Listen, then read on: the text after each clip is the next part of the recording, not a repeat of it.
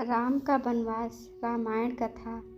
राम ने अपने पिता दशरथ एवं माता कैकेयी के चरण स्पर्श किए। राम को देखकर महाराज ने एक दीर्घ श्वास ली और केवल हे राम कहा। फिर अत्यधिक निराश होने के कारण चुप हो गए। उनके नेत्रों में अश्रु भर आए। विनम्र स्वर में राम ने कैकेयी से पूछा, माता, पिताजी की ऐसी दशा का क्या कारण है? कहीं वे मुझसे अप्रसन्न तो नहीं? यदि वे मुझसे अप्रसन्न हैं तो मेरा क्षण मात्र भी जीना व्यर्थ है।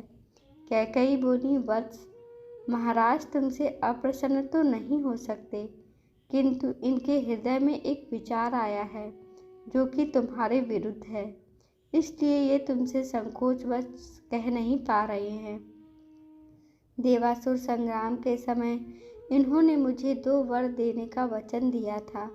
अवसर पाकर मैंने इनसे वे 2 वचन मांग लिए हैं। अब तुम्हारे पिता को अपनी प्रतिज्ञा का निर्वाह करने के लिए तुम्हारी सहायता की आवश्यकता है।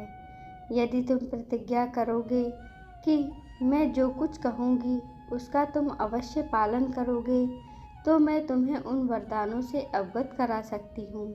राम बोले, हे माता, पिता की आज्ञा से मैं अपने प्राणों की भी आहुति दे सकता हूँ। मैं आपके चरणों की सौगंध खाकर प्रतिज्ञा करता हूँ कि आपके वचनों का अवश्य पालन करूँगा।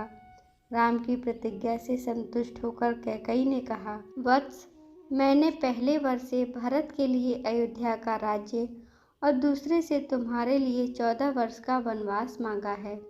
अतः अब तुम अपनी प्रतिज्ञा के अनुसार तत्काल वक्कल धारण करके वन को प्रस्थान करो।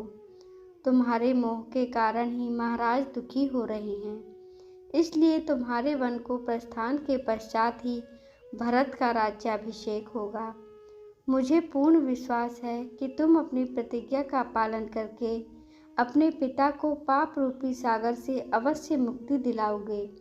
राम ने दुख और शोक से रहित होकर कैकेयी के वचनों को सुना और मधुर मुस्कान के साथ बोले, माता, बस इस छोटी सी बात के लिए ही आप और पिताजी इतने परेशान हैं। मैं तत्काल वन को चला जाता हूँ। यह मेरी सत्य प्रतिज्ञा है। महाराज दशरथ राम और कैकेयी के इस संवाद को सुन रहे थे।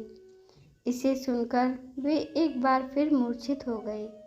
राम ने मूर्छित पिता और कैकेयी के चरणों में मस्तक नवाया और चुपचाप उस प्रकोष्ठ से बाहर चले गए।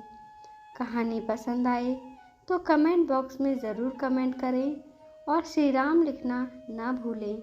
ऐसी ही धार्मिक, पौराणिक और आध्यात्मिक कथाएं सुनने के लिए कृपया हमारे चैनल को लाइक करें, शेयर करें, सब्सक्राइब करें। धन्यवाद।